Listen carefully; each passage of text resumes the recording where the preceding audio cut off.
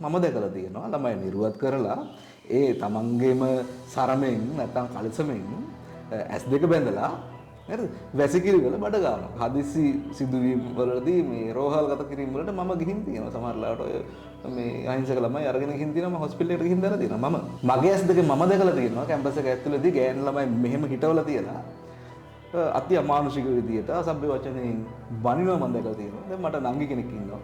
Rag එක ඇතුලේ ශිෂ්‍යයා අමානුෂික පීඩනයට ලක් කිරීමම තමයි රැග් එකේ න්‍යාය. තියරි එක. කැලණිය විශ්වවිද්‍යාලයේ CCTV හයි කරා. මේක ඇතුලේ නොකරපු දෙයක් නෑ මේක නැති කරන්නේ. කැලණිය විශ්වවිද්‍යාලය හයි කරපු CCTV කැමරා ටික ඒ විශ්වවිද්‍යාලයේ ඉගෙන ගන්නපු භික්ෂුන් වහන්සේලා ගලවලා සිකියුරිටි එකට ගෙනල්ලා දුන්නා. රැග් එකෙන් තියෙනවා ලොකු ඩැමේජ් එකක්. මේ රැග් එකට මූලික ආරක්ෂාව ලැබෙන්නේ නේවාසිකාගාරය ඇතුලේ. හොස්ටල් එකේ ඕනම ජඩ වැඩක් ඉස්සරහට මේ භික්ෂුන් වහන්සේලා දැම්මොතින් හරිද? විශාල ආරක්ෂාවක් ලැබෙනවා. සමහර වෛද්‍යවරු ඉන්නෝනේ මේ වාහනේ ඒගොල්ලෝ හරි ආසයිනේ ડોක්ටර් පාස් එක පේන්න නවත්තන්න.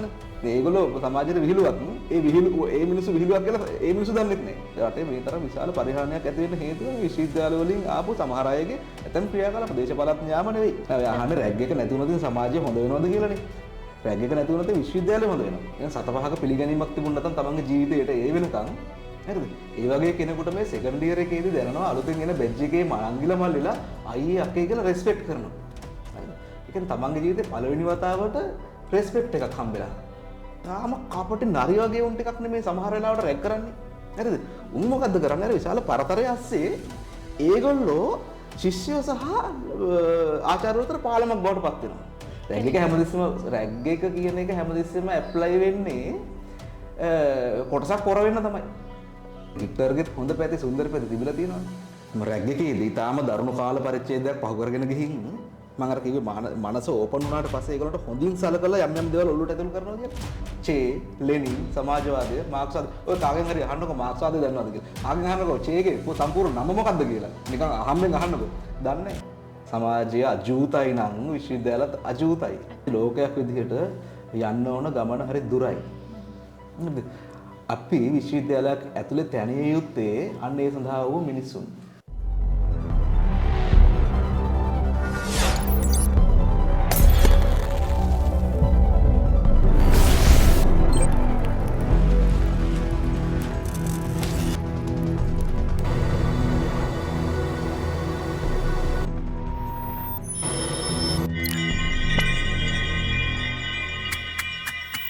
නවක වදය නවක නම් එකරණේ එහෙමත් නැත්නම් සමාන නියෝජනය මම මේ ඉන්ට්‍රෝ එක කියද්දිම ඔයගොල්ලෝ ශ්‍රී ලංකාවේ නම් ඉන්නේ මං වැඩිදුර හැඳින්වීමක් කරන්න ඕනේ නැහැ මොකද්ද මේ ප්‍රශ්නේ කියලා.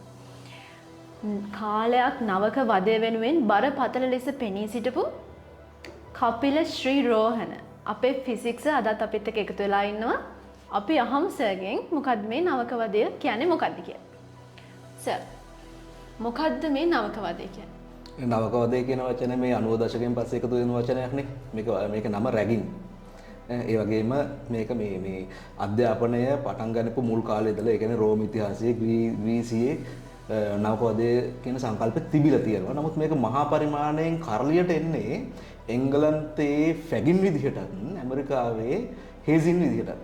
මේ දෙකේදීම කරන්නේ ඒගොල්ලෝ රටවල් වල අර කොලෙජ් වල ඉගෙන ගන්නපු හැම කළු මිනිස්සු පල්ලෙහාට ඇදලා දාන්න ඒගොල්ලෝගේ කොඳු බිඳින්න ඒගොල්ලෝ කොන්ෆිඩන්ට් නැති මිනිස්සු බවට පත් කරන්න මෙන්න මේක යොදා ගන්නවා ඒගොල්ලෝගේ කොලෙජ් වල. එතකොට ඒගොල්ලෝ ලංකාව එංගලන්තේ කොලොනියක් වුණාට පස්සේ මෙහි හදපු කොලෙජස් වල එයාලට අමතරව අපේ මිනිස්සුත් ඉගෙන ගන්න පටන් ගත්තා. එහෙනම් ඒගොල්ලෝ අර කළු අයට අප්‍රිකානු කළු අයට ඇප්ලයි කරපු තියරි එක ලංකාවේ කොලෙජ් වල ඇප්ලයි කරා. මොකද අපේ රටේ මිනිස්සු ඉගෙන ගන්න ඒ කොලෙජ් වල ඉගෙන ගනිද්දී ඒගොල්ලොන්ගේ කොඳු බිඳින්න ඒගොල්ලොන්ගේ ආත්ම විශ්වාසය පල්ලෙහාට දාන්න වෘත්තීය භාවය කියලා නම්වා ගැනීම වළක්වන්න මේක ප්‍රැක්ටිස් කරා. අපේ විතරක් නෙවෙයි ඉන්දියාවෙත් ඒක කරා. ඉන්දියාවේ කොලෙජ් වල මොකද ඉන්දියාව ලංකාව එකම විදිහට පාලනය වුණේ කොලොනිස් විදිහට. ඒකට ඇප්ලයි කරා. ඒතකොට සර් කියන්නේ ඒ කාලේ වගේම අදත් මේක ලංකාවේ මිනිස්සු පාවිච්චි කරනවා. මිනිස්සු කියන්නේ ලංකාවේ විශ්වවිද්‍යාල පද්ධතිය තුල මේක භාවිත වෙනවා. ඒක මෙහෙමයිනේ. ඒ කියන්නේ ඒගොල්ලෝ මේක කරලා ගියා ඊට පස්සේ මොකද කරන්නේ? මේක අපේ අය තමන්ගේ අතට ගත්තා. ඒතර දැන් ලංකාවේ පාවිච්චි කරන රැගිට් කියන එක පාවිච්චි කරන අරමුණු දෙකකට. එකක් ඇවිල්ලා පර්සනල්, අනිත් එක දේශපාලනිකයි. පර්සනලි ගත්තොත් කැම්පස් එකකට ආපු ළමයෙක් තමන් ෆස්ට් ඉයර් එක ඉගෙනගෙන සෙකන්ඩ් ඉයර් එකට ආවට පස්සේ අන්න ඒ ශිෂ්‍යයා තමන්ගේ ජීවිත කාලේ කිසිදු වරප්‍රසාදයක් නොලද මිනිසෙක් නම් එහෙනම් සතපහක පිළිගැනීමක් තිබුණ නැත්නම් තමන්ගේ ජීවිතේට ඒ වෙනකන් හරිද? ඒ වගේ කෙනෙකුට මේ සෙකන්ඩ් ඉයර් එකේදී දැනනවා අලුතෙන් එන බැජ් එකේ මලංගිලා මල්ලිලා අයියේ අක්කේ කියලා රෙස්පෙක්ට් කරනවා. හරිද? ඒ කියන්නේ තමන්ගේ ජීවිතේ පළවෙනි වතාවට රෙස්පෙක්ට් එකක් හම්බෙලා. මේක මේ රැගින් වලදී නේ සමහර එළියේ තැන්වල දකින්න තියෙනවා. එතකොට මේගොල්ලෝගේ මනෝභාවය වැඩ කරන දේ කියන්නේ ජීවිතේ පළවෙනි වතාවට රෙස්පෙක්ට් එකක් හම්බුණා. එතන ඉඳලා පටන් ගන්න මේ මිනිස්සුන්ට අමුතු ත්‍රිල් එක, අමුතු චිල් එකක් හම්බෙලා තියෙනවා. හරිද? ඒ චිල් එක ගන්න හොඳම එක. ඒක තමයි රැග් එක. ඒක රැග් එක විදිහට දිනු කරගෙන ඉස්සරහට යනවා. ඒ කියන්නේ තමන්ගේ තියෙන ඇරියස් ටික ගන්නවා. ඔය ඇරියස් ටික රැග් එක නවතින්නෙත් නැහැ. ඔක දිගටම කරගෙන යනවා. තමන්ගේ ජීවිතේ බොහෝ කාලයක් ඔක කරගෙන යනවා. හරිද? ඒත් එක්කම ඊළඟ කාරණේ දේශපාලනික කතාව. හරිද? දේශපාලනිකව ගත්තොත් රැග් එක වෙනම තීර එකක් තියෙනවා. මොකද ඔය මේ LTT එකේ මරාගෙන මැරෙන සොල්දාදුවෝ හදනකොටත් ඔය වගේම ඔය විදිහේ දෙයක් ඇප්ලයි කරලා තියෙනවා. මොකද හේතුව මිනිස්සෙකුට ඔයා හිතන්නකෝ මෙහෙම අපේ අල්ලපු ගෙදර මිනිස්සයා හරි හොඳයි, මගෙත් එක hina වෙනවා. ඉතින් මාත් hina වෙනවා. හොඳයි. අනිත් පැත්තේ ගෙදර මිනිස්සයා හරි සැරයි, දරුණුයි, hina වෙන්නේ නැහැ. හරිද? එහෙම මිනිස්සෙක් කාලයකට පස්සේ පොඩ්ඩක් hina වෙනවා. ඒ hinaව හරි වටනෝනේ. ඒ වගේ තමයි ඔය LTT කාර්යය කරගෙන ගිහිල්ලා ඔය ඉතා අඩු වයසෙන් අවුරුදු 15 20 අතර කොල්ලෙක් කරගෙන ගිහිල්ලා ඉතා දරුණු පරිසරයකට මේගොල්ලෝ අතාරිනවා. හරි කිසිම අනුකම්පාවක් නැහැ, හරියට කන්න දෙන්නේ නැහැ. තාම දරුණු පරිසරයක මේගොල්ලෝ හදන මාස 3 4 5 මාස ඒ වගේ කාලයක් හදනවා. හදලා මේගොල්ලෝ එකපාරට මරගෙන යනවා සංවිධානයට. මම කියන්නේ LTT එකේ ඇප්ලයි කරපු විදිය. මේගොල්ලෝ හොඳ සමාජයකට අරගෙන එනවා. ඒ කියන්නේ ඒගොල්ලන්ට හොඳින් සලකනවා. ඒ කියන්නේ මේ හොඳින් සලකන්නේ මාස ගානකට පස්සේ. හරිද? අන්න ඒ වගේ වෙලාවක මනස ඕපන් වෙනවා අලුතෙන් දෙයක් දාන්න. අන්න ඒ වෙලාවේ අලුත් දේවල් දානවා. ඒක සමාජීය යහපත හෝ එහෙම දේවල් නෙවෙයි. සංවිධානයක අරමුණක් සාක්ෂාත් කරගන්න එක්තරා ආකාරයක සොල්දාදුවන් පිරිසක් හදනවා. ඒක දේශපාලනික කතාව. ඒ විදිහට බලුවම ඒක හොඳ දෙයක් නේ. මොකද අපි ගමු මරාගෙන මැරෙන සොල්දාදු නෑ අපි ඒක විශ්වවිද්‍යාල මට්ටමින් කතා කරාම එතකොට ඒ ළමයින්ගේ මුල් කාලේ පොඩ්ඩක් රළු අත්දැකීම් ටිකක් දීලා ඇත්තටම මේ රැග් එක කියන එක අද අපි මෙහෙම දරුණු දෙයක් විදිහට කතා කරාට මේක හරිම සුන්දර දෙයක් විදිහට තමයි ඒ කාලේ අපි ඒ රැග් එක සුන්දර දෙයක් කියන්නේ. ඒ කියන්නේ මිනිසුන් ශිෂ්‍යයන් අතර අන්‍යෝන්‍ය සහයෝගීතාවය පවත්වාගෙන යන්න. මට පෙන්නන්නකෝ යා මේ එහෙම සහයෝගීතාවය පවත්වාගෙන දැන් එහෙම සහයෝගින් ඉන්න කවුරු හරි. මං කියන්නේ මෙහෙමයි. අර කාලෙකින් ඒ කියන්නේ සමාජයේ පිළිගැනීමක් නැති මිනිස්සුත් ඉන්නවා. ඒ වුණාට එහෙම නැති පිරිස ඒ කියන්නේ අපිට සමස්තයම මනින්න බෑ. ඒ සුළු පිරිස නිසා. එතකොට මේ සමාජෙම ඉන්නවා ෆස්ට් ඉයර් එකට යන හරි අහිංසක ඒ කියන්නේ පවුලේ සල්ලි නැතත් ඒකට රැග් එකේ බලපෑම මොකද්ද තියෙන්නේ? දැන් එතනින් උඩට ගියපු ඒ ශිෂ්‍යයා එතනින් රැග් ගලා එතන ගියපු ශිෂ්‍යයා දැන් මේක මුලටම යනකොට මේකේ විශ්වවිද්‍යාල අතරට ඇවිල්ලා කටි අඳුන ගන්න. දැන් ගොඩක් කටි ඉන්නවා ටිකක් මාන්නයෙන් එන මිනිස්සු ඉන්නවා. එතකොට එයාලා කවුරු හරි කන්න දීපු ටොපියක්වත් කන්නේ නැහැ. එතකොට අර ඒ වගේ පොඩ්ඩක් මහාන් තත්ත්වකමින් ඉන්න මිනිස්සුයි සමාජයේ අර කිව්වා වගේ මෙහෙම රෝස් එහෙම තවත් කෙනෙක් කාපු නැති ටොපියක් කන්න නැති කෙනෙක් ඉන්නවනම් එයා එක කන්න අකමැති. එයාට බලෙන් කවන්න බෑ. එයා කන්න අකමැති ඒක. තව කෙනෙක් නිදාගන්නකෝ ඇඳක නිදාගන්න බැරි කෙනෙක් ඉන්නවනම් එයා අකමැති. හරිද? විශ්වවිද්‍යාලයක් කියන්නේ බුද්ධිමත් ප්‍රජාවක්. ඒගොල්ලෝ කලර්ෆුල්. ඒගොල්ලෝ එක පාටක් දාන්න බෑ. ඒගොල්ලෝ කලර්ෆුල්. එම මේගොල්ලෝගේ කොඳු කඩලා එකම ලේයර් එකක ඒක අපිට හදපු කතාවක්නේ. දැන් මෙහෙමනේ. අර මං කිව්වනේ මේ දේශපාලනික කාරණාවලට මේ රැග් එක පවත්වාගෙන ගියා කියලා. ලංකාවේ එක දේශපාලන පක්ෂයකුත් තිබුණා මේක රන් උනේම මේකෙන්. හරිද? රැග් එකේදී ඊටාම දරුණු කාල පරිච්ඡේදයක් පහු කරගෙන ගිහින් මම අර කිව්වේ මනස ඕපන් වුණාට පස්සේ ඒගොල්ලන්ට හොඳින් සලකලා යම් දේවල් ඔලුවට ඇතුල් කරනවා කියලා. ඒ ඇතුල් කරනකොට මේ ඔය LTT සංවිධානයේ ඊළම ඇතුල් කරා වගේ මේගොල්ලෝ දාන ඔය ෆිගර්ස් එක එක සිද්ධි දානවා. චේ, ලෙනින්, සමාජවාදය, මාක්ස්වාදය. ඔය කාගෙන් හරි අහන්නකෝ මාක්ස්වාදය දන්නවද කියලා. කාගෙන් අහන්නකෝ චේගේ සම්පූර්ණ නම මොකක්ද කියලා. නිකන් අහම්බෙන් අහන්නකෝ. දන්නේ නැහැ. ඒතර දැන් මම මෙතනදි කතා කරන්න කැමතියි දැන් ඒ නරක පැත්තම ඇරුණාම එතකොට මොකද වෙන්නේ අර දැන් අපි කැම්පස් එකට ගියාම අපිට කියනවා තනියම සින්දුවක් කියන්න කුණුහරුපයක් කියන්න දැන් ජීවිතේටවත් ස්ටේජ් එකක මයික් එකක් ඉස්සරහට ගියපු නැති ළමයෙක්ගේ එතන ආත්මාභිමානය එහෙම නැත්නම් ඒ පර්සනැලිටි එක හැදීමක් වෙන්නේ නැද්ද? රෝස විශ්වවිද්‍යාලයක ඇතුළේ තියෙනවා කලා කටයුතු වෙනම අංශයක් තියෙනවා. හරි. ඊට පස්සේ ෆොටෝග්‍රැෆි තියෙනවා අමතරව කරන්න පුළුවන්. ලැන්ග්වේජ් වෙනම ඉගෙන ගන්න පුළුවන්. හරිද? එහෙම නවකවාදයක් අවශ්‍ය නැහැ. ඒක වෙනම වැඩ පිළිවෙලක් තියෙනවා විශ්වවිද්‍යාලයක. විශ්වවිද්‍යාලයක් කියන්නේ ඉස්සා විශාල පද්ධතියක්. ඇත්ත. ඒත් ඇත්තටම දැන් අපි කැම්පස් යන කාලේ දැන් මට ඕන නම් විතරයි මම මේ සංගමයට හරි ඒ කියන කලා කටයුතු වලට මම මිනිසෙක් හැදෙන්න ඕන රෝස් Tamanට ඕන විදිහට තමයි. ඔව් ඒත් දැන් අපි දැන් ඉස්කෝලේ යන කාලේ කවුරුවත් ඒකෙත් අපිට කැමති දේ අපිට තෝරගන්න පුළුවන්. කවුරුවත් බල කරන්නේ නැහැ. ගුරුවරු බල කරන්නේත් නැහැ. දෙමව්පියෝ බල කරන්නේත් නැහැ. දෙමව්පියන්ගෙන් බලපෑමක් තියෙනවා. ඒත් ඇත්තටම කැම්පස් එක තමයි අපිට ඕන දේ අපිට කරන්න පුළුවන් තැන. ඒත් ඒ හා සමානවම අපි දන්නවා කැම්පස් එක තමයි ළමයෙක්ව සමාජයට ඇත්තටම එළියට යන කාලේ. මොකද එතකොට ගුරුවරුන්ගේ බලපෑමකුත් නැහැ, දෙමව්පියන්ගේ බලපෑමකුත් නැහැ. එතකොට ඒ වගේ තැනක ජ්‍යෙෂ්ඨයෝ විසින් ඒ නවක ශිෂ්‍යයන්ව සමාජයට තල්ලු කිරීම නෙමෙයි දෙතන වෙන්නේ. ඒ යුනිවර්සිටි එකේ තියෙන වෙනම කල්චර් එකක් තියෙනවා. ඒ කල්චර් එකට ඇද ගන්න නෙමෙයිද මේක කරන්නේ? යුනිවර්සිටි කල්චර් එක යුනිවර්සිටි සබ් කල්චර් එක ගැනනේ. මගේ ජීවිතේ විශාල කාලයක් මම ඒ වෙනුවෙන් පෙනී ඉඳලා තියෙන්නේ. එතකොට මොකද්ද යුනිවර්සිටි එක සබ් කල්චර් එක කියලා කියන්නේ ඇත්තටම ඔයා අදහස් කරගෙන ඉන්නේ ඔයාට හිතන එක කිව්වොත් මට කියන්න පුළුවන්.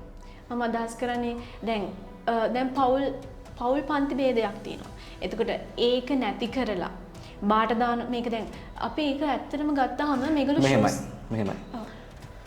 අපේ සමාජයේ තියෙන දුර්වැරදි මතයක් තියෙනවා. ඒ මත සමාජයේම කොටසක් විශ්වවිද්‍යාලයක් කියන්නේ. සමහරව හිතන් ඉන්නවා විශ්වවිද්‍යාලයක් ඇතුළේ කියන්නේ වෙනම එහෙම නෑ. සමාජය අජූතයි නම් විශ්වවිද්‍යාලත් අජූතයි. ටිකයි හොඳ. ඒකට මේ සමහර අය හිතන් ඉන්නවා මේ කවුරුත් එක වගේ කියලා. ඒ කියන්නේ මේ මාක්සිසම් වලින් කැඩිලා ආපු මගේ ජීවිතේ මං ජීවිත කාලයෙන් 4න් 3ක් මාක්ස්වාදීක. එතකොට දැන් ඔය මාක්ස්වාදයේ තියෙන වචනයක් තියෙනවා. ඒ වචනේ විතරයි පාවිච්චි කරන්නේ. ඔය කියන කවුරුත්. නිර්ධන පන්තිර බලය ලබා දිය යුතුයි වගේ කතන්දර ටිකක් එනවනේ. ඒක ඇතුලේ මේ ඒක ඇතුලේ සමාජයට අරගෙන මිනිස්සු සමානයි කියලා. මම එතෙන්ට එන්න ඕනේ. හරිද? එහෙනම් මේ ලෝකේ මිනිස්සු සමාන නැහැ. මිනිස්සු වෙනස්. ඉතින් මිනිස්සු සමාන වෙන්නේ කොහොමද? ඉතින් එකක් තමයි මිනිස්සුන්ගේ අවශ්‍යතාවය අනුව වෙනස් වෙනවා. සමහරලාට මිනිස්සුන්ගේ දක්ෂතාව අනුව වෙනස් වෙනවා. මිනිස්සු අසමානයි. මිනිස්සු අසමාන බව ඇත්ත. හැබැයි මම දකිනවා දැන් අපි සමානකම මෙහෙම අර්ථ දක්වමුකෝ.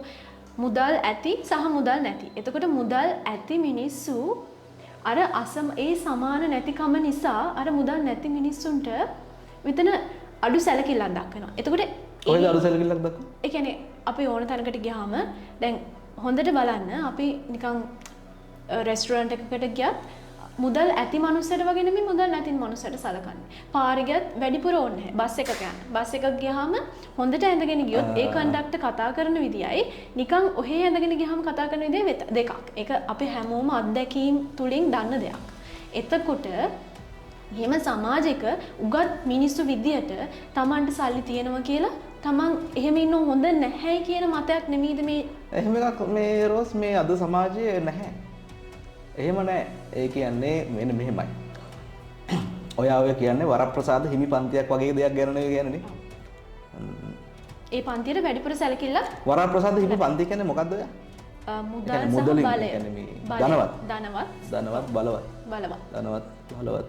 ඒක දේශපාලනික වශයෙන් ඒක මුදල් පැත්තේ.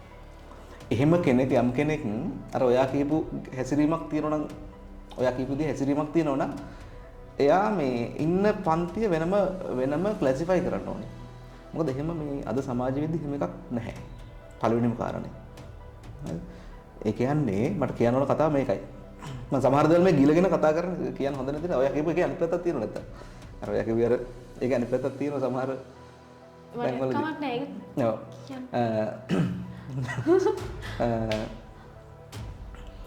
ඒ කියන්නේ සර් බස් එකක් ගිහින් තියෙනවා. ඔහොම සර් එහෙම දෙයක් නැහැ. ජීවිත කාලේ බස් වල ගොඩක් ගිහින් තියෙනවා. දැන් යනවාද? දැන් කාලෙකින් නෑ, ප්‍රායෝගිකව මට බස් එකේ යන්න ලැබිලා නැහැ. නෑ, මම නමුත් කියන්නේ- මේ යන්න පුළුවන්. දැන් සර් කියනවනේ එහෙම දෙයක් නැහැ කියලා සමාජේ. සර් සාමාන්‍ය කඩේකට ගිහින් කෑම කාලා තියෙනවද? එතකොට කොහොමද ඒක නැහැ කියන්නේ? දැන් සමාජ පන්ති ભેදයක් නැහැ කියන්නේ කොහොමද? සමාජයේ පන්ති ભેදය සමාජ පන්ති ભેදයක් තියෙනවා. හැබැයි සමාජ පන්ති ભેදයේ නිර්ණායක අර ධනය හෝ බලය නෙවෙයි. ඒක වෙනස් වුණා රෝස් ලෝකේ. ඒක වෙනම ගුණාත්මක භාවය කියලා වෙනම එකක් එකතු වුණා. හරිද? අන්න එතන තමයි ක්ලාස් එක තියෙන දේ. අර ඔයා කියපු මිනිස්සේ කවුරු කොහේ හරි ඉන්නවනම්, ඒ කියන්නේ ධනය තියෙනවා, බලය තියෙනවා, එයා වෙනම වැජබෙන්න හදනවා නම්, එයා ඒ ඉහළ පන්තියේ මිනිසෙක් වෙන්න බෑ. එයා ඉහළ පන්තියේ කෙනෙක් නෙවෙයි. ඒ වුණාට අද සමාජයේ දැන් පොලිසියකට ගියොත් ආ. ඒ මනුස්සයට සාමාන්‍යයෙන් තැනක් තියෙනවා අර නිකන් යන මනුස්සයට වැඩිය. ඒක පොලිසිය විතරක් නෙමෙයි රෝහල මං හිතන්නේ ඒක ඉතින් එහෙම තියෙනවා නම් ඒක වෙනම විසඳ ගන්න ඕන එකක්. ඒක මේ රැගින් වලට සම්බන්ධ එකක්. නෑ මම කියන්නේ අන්න ඒ සමාජ ભેදය හැබැයි ඉතිහාසයේ එක්තරා යුගයක එහෙම යුගයක් තිබිලා තියෙනවා. ඒ කියන්නේ මෙහෙම එකක් තියෙනවා. ඉතිහාසයේ පුරා මානව ශිෂ්ටාචාරය ඇතුලේ මේ ක්ලාස් ඉෂුව එක තියෙනවා. ඉතින් නේද? ඒ ක්ලාස් ඉෂුව එකට ක්ලාස් ඉෂුව එක තියෙනවා. මුලදී බ්ලඩ් ලයින් එකෙන් ආවා මේක. ඔව්. එක මේ කාස්ට් මං කියන එක තේරෙනවා යට. එතකොට අපේ ජීවිත කාලය ඇතුළත අර කාස්ට් කියන එක අහෝසි වේගෙන ගියා. එතකොට ජාතීන් විදිහට මේක ඇවිල්ලා තියෙනවා. ධනය ධනවත් භාවය මත ඇවිල්ලා තියෙනවා. සහ බලය. අද ඔව් ධනය බලය මත තිබුණා. ඒ එක්තරා යුගයක්. ඉතිහාසයේ එක්තරා යුගයක්. එක යුගවල එක විදිහට තමයි මේ ක්ලාස් එක බෙදෙන්නේ. ඒ අද වෙද්දි බෙදෙන්නේ ওই විදිහට නෙවෙයි. එනකොට දැන් මම හිතනවා මේ විශ්වවිද්‍යාලයෙන් නැති කරන්න යන්නේ උගත් අඩුම ගානේ උගත් මිනිසුන් අතරවත් ඒ ක්ලාස් කියන එක නැති කරන්න නෙමෙයිද මේ රැග් එකක් මුලින්ම දාලා තියෙන්නේ ෆස්ට් එකේම. මම අර කියපු උත්තරේ තමයි රෝස් තියෙන්නේ මිනිස්සු කලර්ෆුල්. එතකොට ක්ලාස් එක වර්ණවත්භාවය තියෙනවා. එහෙම තියෙනවා. නමුත් රැග් එකෙන් වෙන දෙයක් කියන්න රැග් එකේ තියෙන හානිය මේ ඔය තීම් වලින් තමයි රැග් එක එන්නේ. ඔය කියන්නේ සාමාන්‍ය පොදු සමාජයේ රැග් එක සාධාරණීය කරන්න හදපු කතා ටිකනේ. සාමාන්‍ය සමාජයේ තියෙන වචන ටිකක් ඔය කිව්වේ. අපි මේ විශ්වවිද්‍යාලයක් ඇතුලේ හරිද? මිනිස්සු සමාන කරන්න උත්සාහ කරත් මේක ලෝකේ ඇප්ලයි කරපු තැන් තියෙනවානේ. ඉස්සෙල්ලා ඒක බලමුකෝ. අපි දැකපු පරමාදර්ශී උදාහරණයනේ රුසියානු විප්ලවය. ඒ කියන්නේ මේ මිනිස්සු සමාන කරන්න. නමුත් ඔයා හිතනවාද මේ රුසියානු විප්ලවයෙන් පස්සේ රුසියාවේ මිනිස්සු සමාන වුණා කියලා? ඒ කියන්නේ පාලකයා සහ පාලිතයා සමාන වුණා කියලා නෑ. එක රුසියානු සමූහාණ්ඩුවේ එක නායකයෙක් ඉන්නවා ලියනෝඩ් බොස්නෙව් කියලා. එයාගේ හොබි එක කාර් කලෙක්ෂන් එකක් තියන් ඉඳපේ. ඉතින් කොහෙද සමානාත්මතාවයක්? එහෙම සමාන වෙන්නේ නැහැ මිනිස්සු. මම කියවනේද සමාජයේ කිසිදු පිළිගැනීමක් නැති කෙනෙකුට එකපාර පිළිගැනීමක් ලැබුණොතින් එයා ඇරියස් එක කවර් කරන්න පටන් ගන්නවා ජීවිත කාලේ අවුරුදු 10ක් 15ක් විතර. හරි? අවුරුදු 3ක් 4ක් විශ්වවිද්‍යාලේ අනිවාර්යයෙන්ම කවර් කරනවා මේ ඇරියස් එක. ඒ කවර් කරන එක විදියක් මම කියන්නම්. මම විශ්වවිද්‍යාලේ දැකපු දෙයක්. මේ රැගින් එකේදී රැගින් ප්‍රෝග්‍රෑම් එකේ තියෙනවා ලොකු බැරියර් එකක් හදනවා මේ කතිකාව ලෙක්චරර්ස්ලයි ස්ටුඩන්ට්ස්ලා අතර. හරිද? පරිපාලනයට එරෙහි වීමේ න්‍යාය. හරි? මේක නැති රැග් එකක් නැහැනේ ලංකාවේ. ඕනම විශ්වවිද්‍යාලයක තියෙන එක. රැග් එක තියෙන විශ්වවිද්‍යාලයක් නෑ. හරිද? ඒක ඇතුලේ ශිෂ්‍යයා සහ ආචාර්යවරයා අතර විශාල පරතරයක් හදනවා. හරිද? කවදාවත් මේ ලෙක්චරර් කෙනෙකුට අවශ්‍යතාවයක් ආවත් ළමයි එක්ක සමීප වෙන්න නමුත් මෙයා රැග් වෙලා තියෙනවා ළමයි රැග්ුණ ළමයි ඉන්නේ ඒගොල්ලෝ ඔළුවට ඇතුල් වෙච්ච දෙයක් තියෙන එකත් එක්ක විශාල දුර පරතරයක් හැදිලා තියෙනවා. නමුත් මේ පරතරය ඇතුලේ අර තාම කපටි නරි වගේ උන් ටිකක් නෙමේ සමහර වෙලාවට රැග් කරන්නේ. හරිද?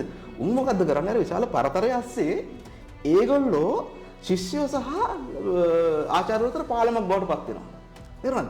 මම කියපේක පැහැදිලිද එයාට? අන්න ඒ පිරිස අර කැම්පස් එකේ ඉන්න අවුරුදු ගාන ඇතුළත අධි වරප්‍රසාදිත කුලයක් විදිහට රැජබෙනවා. නේද? එහෙම පිරිසක් හිටියා. නමුත් මේක සමහරලාවට මේ සිද්ධි සමහරලාවට නිරාවරණය වෙන වෙලාවක් එනවා. අර මේ කණ්ඩායම එක්ස්පෝස් වෙනවා. ඒ ළමයින්ට එක්ස්පෝස් වුණාට පස්සේ ළමයි දැන් ලංකාවේ මේ ජනාධිපති කෙනෙකුට ගහලා පැන්නුවේ ඔය ඒ වගේ දේවල් අනාවරණය වුණාම ඒ වගේ එකේ විශ්වවිද්‍යාලෙත් එහෙම වෙනවා. එක තැනකදී මම S2 දැක්කා මේ විශ්වවිද්‍යාලයේ ශිෂ්‍යාංගමයක සභාපති කෙනෙකුට ගැහුවා. තව එකක සිද්ධියක් වුණා එකම කණ්ඩායමට ඔය ගහන්නේ. තව තැනකදී වුණා මේ ඔය යට බෙජ් එකේ අය උඩ බෙජ් එකේ යට කරලා මේ එක ශිෂ්‍යයෙක්ගේ අතක් කැඩුවා.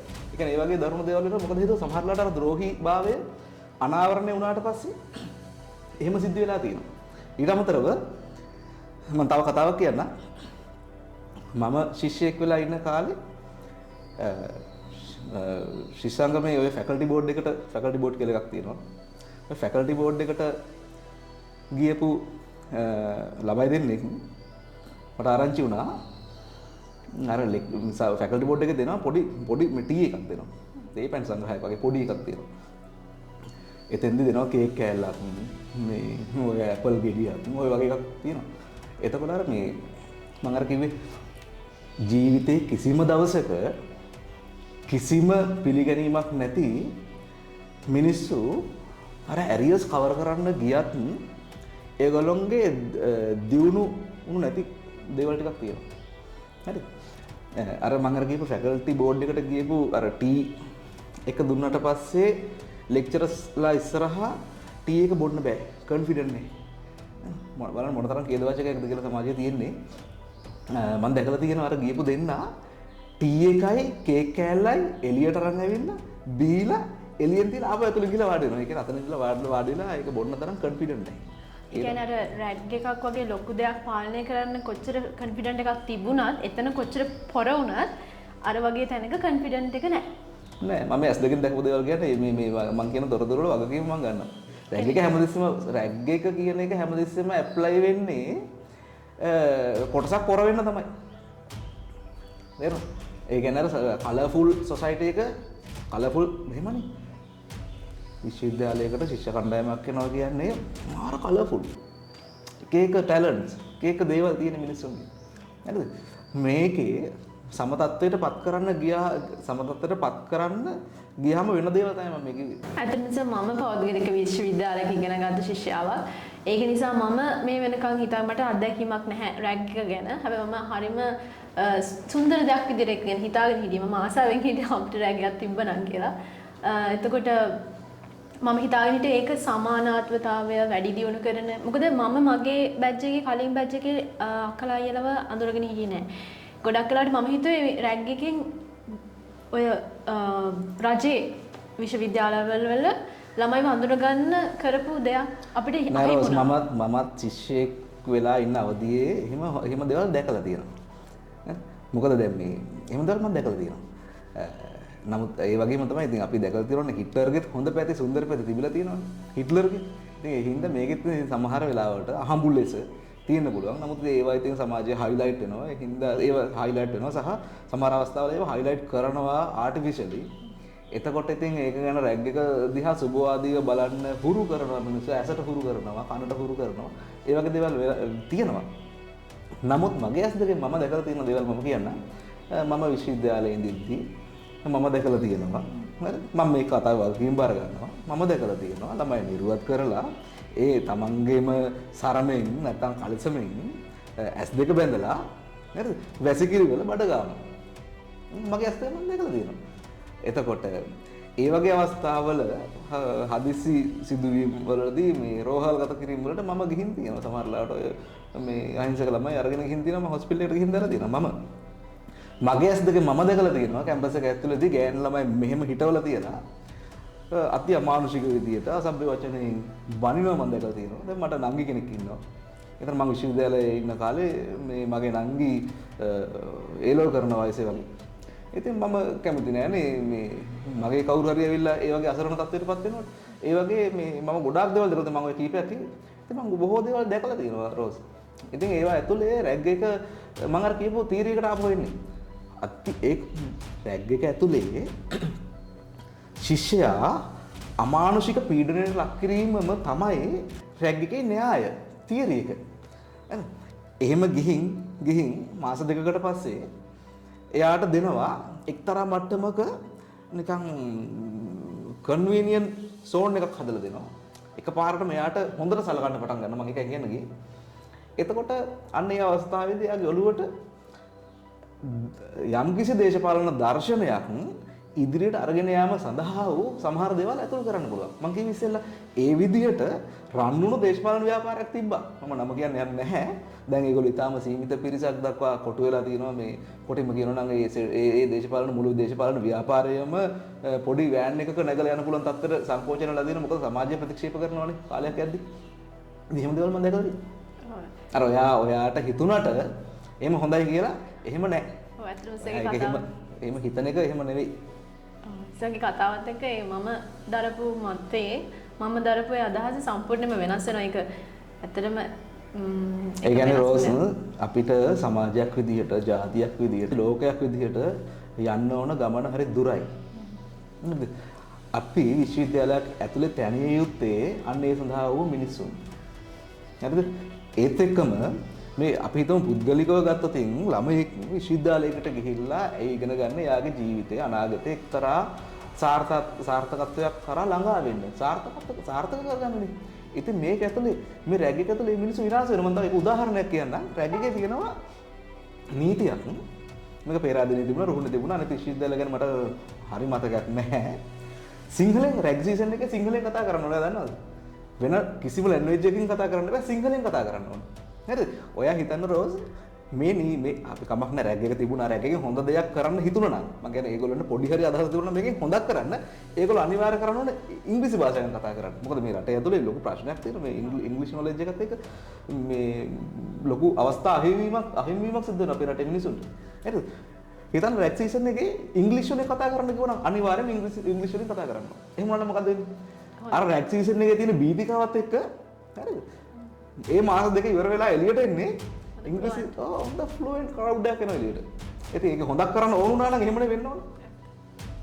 ඒකෙන් මේකෙන් හොඳක් වෙන්නේ නැහැ. මිනිස්සු මේ රැග් එක ගැන එහෙම නැත්නම් අපේ භාෂාවෙන් නවක වදේ කියලා කියන ලංකාවේ තුලේ මේක සියලු දෙනා මැදිහත් වෙලා සහ මුලින්ම අතුගාලා දාන්න ඕනේ. නැත්නම් අපි අමාරුවෙන් දෙමව්පිය අමාරුවෙන් උගන්වලා විශ්වවිද්‍යාලයට යන ළමයි.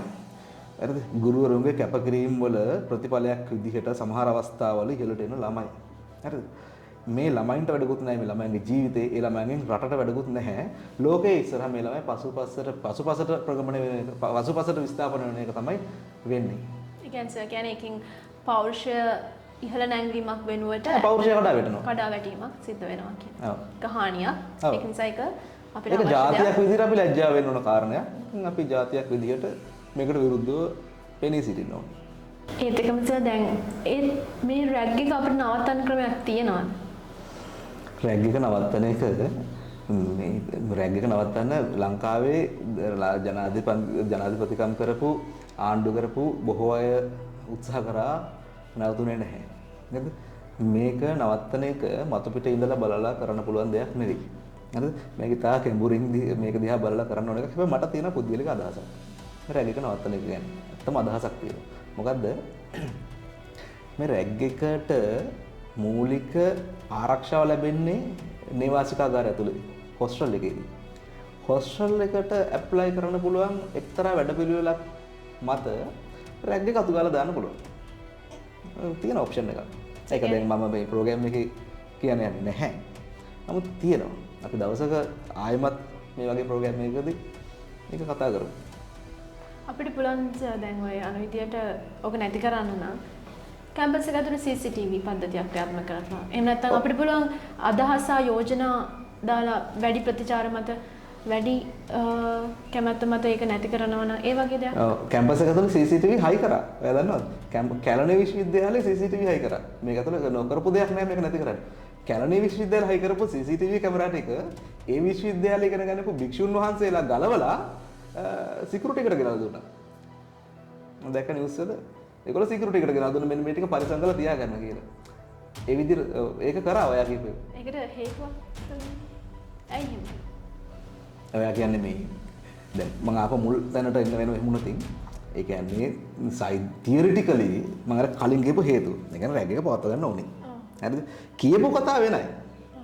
ඒගොල්ලෝන්ගේ ඉතින් කියන කතාව ඉතින් කාලෙන් කාලයට වෙනස් වෙනවා. එතෙන්දී මට මතක නැහැ මේ භික්ෂුන් වහන්සේලා ඒ වෙලාවේ ඉඳපු ශිෂ්‍යාංගමය මේ ගැන දර්ප මතය මොකක්ද කියලා මට මතක නැහැ. නමුත් ඒක හේතු තියෙනවා.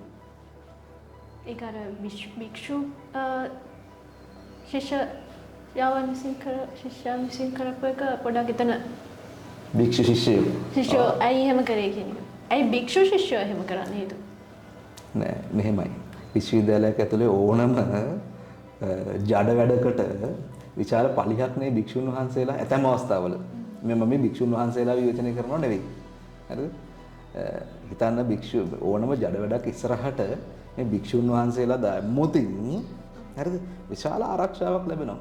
ඒකට ගහන්න බෑ. මොකද රට ඇතුලේ තියෙන සංස්කෘතික බලපෑම මත අපි රටට අනන්‍ය දේවල් ගොඩනැගිලා තියෙනවානේ. අන්න ඒවත් එක්ක භික්ෂුන් වහන්සේලා පලිහක් කරගත්තොත් එතෙන්ට රීච් කරන්න ලේසි නෑ. ඒක ඉතින් විශ්වවිද්‍යාලය තුළ නෙවෙයි එළියත් අපි දැකලා තියෙනවානේ.